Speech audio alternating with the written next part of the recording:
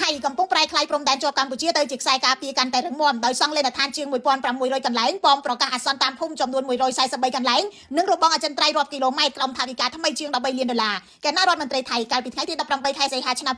2026បានអនុម័តថវិកាបន្ទាន់13លាន3សែនដុល្លារឲ្យក្រសួងមហាផ្ទៃថៃដើម្បីពង្រឹងការការពារនិងប្រព័ន្ធត្រៀមឆ្លើយតបគ្រាអាសន្ននៅខេត្តចំនួន7ជាប់ព្រំដែនកម្ពុជានេះបើយោងតាមកាសែតហៅសូនអ្នកនាំពាក្យរងរដ្ឋាភិបាលថៃលោកស្រីឡាលីដាផឺសវីវឌ្ឍនាបញ្ជាក់ថាប្រាក់ជាង11លានដុល្លារនឹងត្រូវប្រើសម្រាប់សាងសង់លេនដ្ឋាននិងទីជម្រក1669កន្លែង7សែនដុល្លារទៀតសម្រាប់សាងសង់ប៉មប្រកាសអាសន្នជាសាធារណៈ